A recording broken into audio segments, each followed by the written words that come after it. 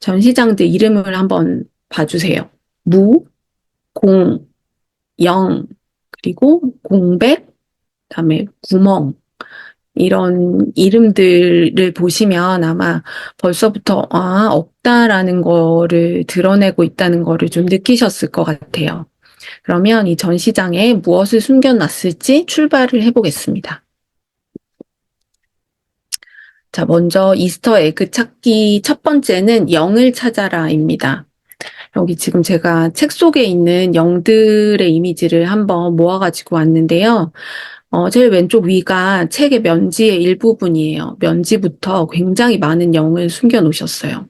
그리고 이제 두 번째는 이 우나랑 오토가 살고 있는 집에 걸린 액자. 그 다음이 의자. 그 다음이 카페트고요. 여기서도 이 동그라미, 그러니까 영의 이미지를 많이 보실 수가 있을 거예요. 그리고 박물관 가는 길에 있는 화분도 영 모양이고, 여기 책에 나오는 모든 창문들이 다 영 모양으로 돼 있습니다. 그리고 심지어 우나가 입고 있는 옷이랑 오토가 입고 있는 옷에도 영의 이미지가 있고요.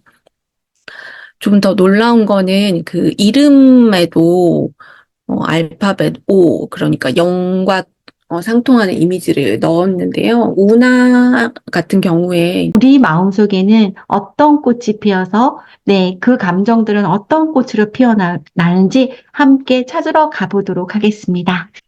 내가 느끼는 감정이 무엇인지 정확하게 알아채는 것, 어떤 때에 그런 감정이 생겨나는지 잘 관찰하는 것, 나아가서 그 감정들을 잘 수용하는 것의 중요성을 그림책은 말하고 있습니다. 꽃은 다른 꽃을 보고 색을 바꾸거나, 나 저 꽃이 돼야지, 저런 색이 돼야지, 그렇게 하지 않습니다. 스스로가 피어나고 싶을 때 피어나고, 그저 저 여기에 있어요 하고 말하는 것에 집중하는 거지요. 감정에는 좋은 감정도 나쁜 감정도 존재하지 않습니다. 우리 안에서 생겨나는 모든 감정이 자연의 일부예요. 이런 감정들을 차별하지 않고 알아채고 충분히 느끼고 품어주고 잘 보내는 것. 아무리 좋은 감정이라도 그 감정에서만 오래 머물러 있는 것보다 물 흘러 보내듯이 잘 보내고 다음 감정을 맞이하는 것. 이렇게 건강하게 잘 맞이하고 잘 품고 잘 보내면 우리 감정이라는 게 우리 속에서 나오는 건데 우리가 그 감정을 잘 컨트롤할 수 있는 주인이 될 수 있다라는 그런 내용을 담고 있는 그림책이었어요. 여러분 마음에는 지금 어떤 마음의 꽃이 피어 있을까요? 그 꽃을 잘 만나서 잘 품어주시면 되겠습니다. 이 책에서 제가 이제 바로 계약하세요라고 말씀드렸던 이유 중에 하나가 조금 생각을 뒤집는 이런 요소들 때문이었는데요. 저희가 보통 이제 낚시를 하면 지상에서 이제 바다로 낚싯줄을 던져서 낚시를 하잖아요. 근데 이 책은 반대로 바닷속에서 이제 용궁공주가 땅 밖으로 이제 낚싯줄을 던진다. 이렇게 반대로 설정을 하고 있고요. 그리고 작가님께서 이제 세세하게 그림 속에 재미를 주는 거를 좋아하셔서 이제 용궁공주의 하트 꼬리의 변화 이런 것도 재밌으니까 이따가 책을 읽어주실 때 한번 그림을 자세히 보셔도 재밌을 것 같고요. 마찬가지로 용용이의 색깔이 바닷속에서와 육지에서 이렇게 자꾸 변하는 것들도 봐주시면 좋을 것 같습니다. 이 그림책을 구성하는 과정은 아까 그 나경 편집장님께서 말씀해 주신 것처럼 바닷속 인어가 물고기를 닮은 붕어빵을 만나게 되면 재밌는 상황이 벌어지지 않을까라는 역발상에서 시작이 되었어요. 그런데 이제 그럼 과연 용궁공주와 붕어빵을 어떻게 만나게 해야 될까라는 생각을 계속 고심하던 끝에 그럼 이제 바다에서 낚싯대를 반대로 던지자. 그래서 육지, 산의 것들을 계속 갖고 오자. 이제 생각을 했는데, 물론 시리즈를 염두를 해줬어요. 그냥 혼자서만. 오래전부터 사람들은 이게 구름을 좋아했습니다. 저희 최수연 아나운서님처럼 이게 많은 사람들이 구름에 매료된 분들이 많이 계시더라고요. 그래서 예술, 문학, 그다음에 사진, 그다음에 심지어 과학도 이렇게 구름을 주제로 삼았었어요. 그래서 과학자들이 이렇게 구름을 관찰하고 연구하고 이렇게 구름의 그 기호까지 이렇게 붙여주게 됐어요. 다음 페이지 보시겠어요? 그래서 여러분들은 구름을 바라볼 때 무슨 생각이 잠겨? 사실 저는 이 문구를 제목으로 하려고 했는데, 이게 간단한 문장인데 저한테는 참 많은 생각을 해주게 하는 문장이어서 너무 이게 한 문장으로 딱 가슴에 와 닿더라고요, 이렇게. 그래서, 뭐 저는 많은 생각을 합니다, 항상. 예. 이 책에는 근데, 모든 게 다 담겨 있어요. 그러니까, 불타오르는 석양, 뭐 폭풍과 휘몰아치는 하늘, 뭐 푸른 하늘, 뭐 이런 게 너무너무 아름답게 담겨 있어요. 그래서 결국 이 책에 던지는 메시지는 이제 새로운 시선으로 구름을 바라보게 해줄 거다. 이게 그 가장 핵심적인 메시지가 아닌가 싶습니다. 다음 페이지 보여주시겠습니다. 그래서 이 책의 그 첫 번째 특징은 그 세상의 모든 아름다운 구름들이 다 사진보다도 더욱 아름다운 그림으로 재현했다는 거예요. 그래서 이 책의 원조가 아까 배드벳이라 그랬잖아요. 배드벳 하면은 나쁜 박쥐 이렇게 번역이 되는데 사실 이렇게 보면 그렇게 나빠 보이지 않고 귀엽거든요. 등장할 때 날개를 펴어나는 모습 보면 하트 모양이에요. 이 박쥐가 왜 나쁠까? 왜 나쁘다고 제목을 썼을까? 좀 제가 개인적으로 곰곰이 생각해 봤는데 이 아이에게 처음 다가왔을 때는 그냥 나쁜 거예요. 왜? 내가 가장 좋아하는 블루베리 케이크를 뺏어먹는 존재니까. 근데 사실 박쥐가 주인공이긴 하지만 박쥐는 또 다른 내가 이해할 수 없었던 아직까지 잘 모르는 친구의 한 모습이라고 생각할 수 있을 것 같아요. 이 마리아 라모스 작가는 스페인이 되게 다문화 국가거든요. 여러 문명이 부딪히면서 지내왔고 스페인에서도 얼굴이 다른 사람들이 되게 많은데 그런 상황에서는 이 다름에 대해서 그 가치가 더 중요하게 다가올 것 같아서 요런 주제의 책을 계속적으로 내시고 있는 게 아닌가 그런 걸 해봤습니다. 그리고 여기 9시에 아침을 먹으러 나왔다 그랬잖아요. 이 아침 먹는 9시, 밤 9시가 저녁 식사랑 부딪혔는데 우리나라 어린이들은 6시면 밥을 다 먹고 끝나잖아요. 근데 스페인에서는 중간에 시에스타가 있고 저녁까지 이렇게 늦게 먹는 게 문화가 돼 있어서 9시에 저녁을 먹는 어린이가 충분히 있을 수 있습니다. 그래서 그렇게 등장인물이 그렇게 들어갔고요. 이 표지나 식탁 보면 되게 납작하게 돼 있잖아요. 그러니까 그 아이의 시선에서 볼 수 있는 그런 디자인, 그냥 즉각적인 디자인을 좀 하고 있어서 그런 게 되게 세련되게 나왔다는 생각이 좀 들었어요. 그리고 이제 장면마다 숨은 이야깃거리가 되게 많아요. 그거를 이제 저랑 같이 뜯어보실 거고요. 그리고 이 무무가 마법을 부리는 장면이 나오는데요. 누구에게 어떤 마법을 부리는지 그 포인트도 한번 찾아보시고, 그리고 이제 달콤한 케이크가 되게 많이 나와요. 그 중에서 여러분의 최애 케이크는 무엇인지 골라보는 재미도 느끼실 수 있습니다. 자, 이 장면에는 어떤 이야깃거리, 어떤 비밀이 숨어 있을까요? 일단, 첫 번째로, 여기 인형.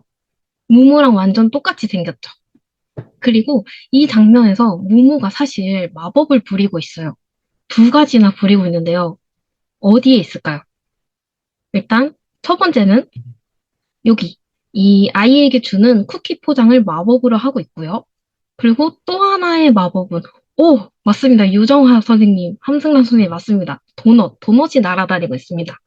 이 무무는 어린이를 위해서 어린이들이 즐거워하는 마법을 부리는 마법사임을 이 장면에서 알 수 있습니다. 모두가 행복해지는 이곳, 이 가게라는 장소적 의미에서 행복도 느낄 수 있고, 그리고 모두가 행복해지는 오늘, 바로 오늘 하루라는 시간적 의미에서의 행복도 느끼실 수 있는 책입니다. 붕어빵은 빵, 악어새는 새, 혼자 말놀이만 계속하면서 시간을 보내던 어느 날, 문득 눈사람이 왜 저렇게까지 사람이 되고 싶어 하지? 라는 생각이 들었어요. 너무나도 열심히 자신을 사람이라고 설득하려는 눈사람이 왠지 안쓰럽게 느껴졌어요. 눈사람에게서 회사를 그만두고 남들에게 무엇으로든 나를 증명하고 싶어 하는 제 모습이 보였거든요. 이야기 끝에 눈사람보다 더 요상한 주장을 펼치는 꼬마를 보면서 내가 누군지는 내가 정하면 되는구나. 꼭 누군가한테 나를 증명하려고 애쓸 필요는 없구나 하는 위로를 받았어요. 많은 분들이 귀엽게 봐주시는 눈사람의 이면에는 저의 이런 이야기가 녹아있답니다. 눈사람의 두 번째 비밀은 사실 그림책 원화가 슥슥 그려낸 것 같지만 6번 넘게 그리고 또 그려서 완성한 그림들이에요. 처음 눈사람 이야기를 시작했던 2022년 겨울에는 영 그림에 자신이 없어가지고 슥슥 대강 그림으로 더미북을 완성했어요. 아이패드로 그려보기도 하고 한지가 아닌 서양 종이에도 그려보고 요런저런 시행착오를 겪느라 그림을 또 그리고 또 그리고 하다 보니까 아주 조금씩 실력이 늘어버렸어요. 일단은 써봐요. 그래서 첫 자음 기역을 쓰고 또 첫 모음 아를 붙여서 가. 네, 간다. 간다, 간다. 네, 간다, 간다, 간다, 간다. 이렇게 글이 안 떠오르니까 이제 반복해서 써봤어요. 그러다가 간다, 간다, 간다, 간다. 길을 간다. 그가 이제 처음 문장이 나왔었는데 이 문장을 이제 중얼중얼 읽으면서 생각을 이어갔었어요. 단순한 말이 이제 반복이 되니까 리듬이 생겨서 아이가 바로 따라하는 거예요. 그래서 아이가 놀면서 간다 간다 자동차가 간다 간다 간다 블럭이 간다 간다 간다 내가 간다 이렇게 말을 만들면서 놀더라고요. 그래서 이 단순하고 너무 재밌는 거예요. 그래서 아주 기본이 되는 쉬운 단어를 찾게 됐어요. 그리고 단순한 문장을 만들게 됐죠. 그래서 개가 간다, 나비가 난다, 달이 달다 이렇게 하품을 한다까지 만들고 이 글이 단순해서 그런지 그리고 또 리듬이 있으니까 계속 이 작업을 하면서 약간 주문에 걸린 것처럼 제가 만드는 내내 되게 즐겁고 신났었어요. 이 이야기는 10년도 전에 제가 스페인에서 아동을 위한 일러스트레이션이라는 학과 수업이 있었어요. 그래서 그때 하나의 짧은 이야기를 만드는 과제가 있었고, 보통 해오던 작업과 마찬가지로 제가 일상에서 좀 소재를 찾고자 했는데요. 그 당시 제게 좀 제일 큰 관심사가 환경적인 부분이었어요. 스페인은 종량제 봉투가 없었거든요. 그래서 뭐 일반 쓰레기든 음식물 쓰레기든 그리고 뭐 플라스틱이나 이런 재활용품들까지 한데 모아서 그냥 버리곤 했었어요. 근데 이게 익숙해질만도 한데 그런 것들이 제 눈에만 계속 보이고 좀 멈춰서 보게 되는 게 어쩌면 제가 이방인이라서일지도 모른다는 생각이 들었어요. 그래서 이런 환경적인 문제를 이런 이방인의 눈으로 뭔가 표현해보면 어떨까라는 생각으로 생각지도 못한 손님의 이제 우리가 누구나 알고 있는 대표적인 그 멸종위기 동물의 대표적인 아이콘이죠. 북극곰으로 등장을 시켰는데요. 여기 그림은 제가 스페인에서 당시에서 했었던 작업들 중에 몇 컷이고요. 이게 제가 한 10년 동안 결말을 맺지 못한 채 저 혼자 가지고 있다가 올 초에 있었던 공모전에서 그것도 북극곰 출판사에서 펜화와 그 스크린톤이라고 예전에 만화 손으로 그리시는 분들이 쓰시는 이렇게 붙여서 쓰는 중간 톤들이 있어요. 근데 요즘에 그거 잘 안 팔아서 인터넷으로 막 엄청 어렵게 찾아가지고 막 그런 것도 한번 써보고 했고, 그래서 걔를 큰 사이즈로 이제 프린트를 하니까 조금 더 찌글찌글하고 이게 화소가 깨지면서 나오는 어떤 판화적인 느낌이 있더라고요. 그런 식으로 블랙을 만들고, 상품 같은 경우에는 컬러로 제가 즐겨 사용하는 공판화 기법을 사용해서 상품을 또 따로 컬러로 찍어서 두 개를 이제 합치는 그런 작업으로 했습니다. 근데 이런 방법을 차용한 이유가 있었어요. 이때는 찍는다라는 동사의 유사성 때문인데요. 판화도 찍어서 표현하는 거고 상품도 공장에서 찍어서 표현하잖아요. 그래서 이거를 찍는다라는 느낌을 살리고자 판화를 차용을 했고요. 그리고 보면은 자연은 제가 흑백으로 그렸고 상품은 컬러로 그린 이유가 있는데요. 사실 자연이 더 상품보다 이렇게 화려하고 실제로 보면 더 예쁘지만, 이런 상품에 현란한 그런 컬러를 넣음으로 인해서 우리가 갖고 있는 자연이 좀 죽어가는 그런 느낌을 살리기 위해서 자연은 흑백, 상품은 화려한 컬러를 차용해서 그리게 되었습니다. 그리고 화면 구성 같은 경우에는 화면을 넘기실 때 언제쯤 이게 상품일까? 요거를 느끼실 수 있을까? 요게 되게 궁금했어요. 살면서 그런 말 들어본 적이 있으세요? 혹시 해본 적 있으신가요? 너는 아빠 닮아서 운동신경이 없어. 수영에는 영광이라니까. 너는 공부머리가 없어서 대학 가긴 글렀다. 우리 다른 꿈을 찾아보자. 너는 평발이라 축구선수로 할 수 없어. 손가락이 짧으면 피아니스트가 되기 어려워. 우리 다른 거 생각해보자. 넌 안 돼. 될 수 없어. 현실적으로 생각해. 이런 말들을 부모님이나 주위 친구들이나 어른들이 하게 되었을 때에 우리 아이들은 어떤 마음이 들까요? 굉장히 의기소침해지고 용기를 굉장히 없애주는 말이잖아요. 그래서 저는 한계를 뛰어넘는 사람들의 이야기를 쓰고 싶었어요. 그래서 처음에 저희가 제일 잘 알고 있는 박지성 선수도 평발을 이겨냈고, 패럴림픽 선수들을 찾아보니까 의족이나 의수를 끼고 운동을 하시는 분들, 그리고 그런 거 없이도 굉장히 한계를 뛰어넘는 모습들을 우리가 많이 볼 수가 있었어요. 그래서 제가 이 세계관을 만들기 위해서 생각을 해봤어요. 시력이 좋지 않지만 그래서 안경을 만들어줄 때 공감을 잘할 수 있는 부엉이나 아니면 힘센 근육질 악어가 꽃집을 운영을 하거나 발이 없어서 구두를 신어본 적이 없는 뱀이 구두 디자인을 한다. 이 설정이 너무 재미있어서 부엉이를 어디서 본 것 같은 생각이 들지 않으신가요? 사실 이 부엉이는, 예전 처음 제가 냈던 숲속 사진관의 원편지에 나오는 부엉이 사진사를 생각하고 그린 거예요. 부엉이 사진사가 어떻게 이렇게 따뜻한 가족 사진을 찍는 사진사가 되었을까? 이런 질문을 가진 독자들에게는 이 책이 부엉이 사진사가 어렸을 때 이렇게 다정한 코끼리 씨를 만났기 때문에 그렇게 좋은 사진사가 될 수 있었구나 라는 답을 얻을 수 있을 거라 생각합니다.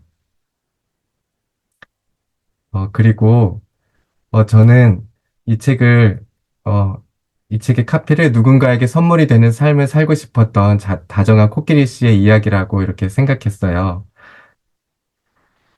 그래서 저도, 내가 누군가에게 선물이 되는 삶을 살고 있을까? 라는 질문을 하지 않을 수 없었는데요. 누군가에게 선물이 되는 삶이 뭔가 어렵고 또 뭔가 대단한 일을 해야 될 것 같은 부담감이 있었어요. 그런데 최근에 저희 딸과 대화를 나누다가 그렇게 특별한 일이 아니어도 한 사람을 어떤 선입견 없이 바라보고 또 있는 그대로 인정하고 받아들이는 것만으로도 어떤 사람에게는 숨 쉴 수 있는 공간이 될 수 있겠구나, 또 마음이 무너진 사람에게는 딛고 설 수 있는 땅이 될 수 있겠구나 라는 생각을 했습니다.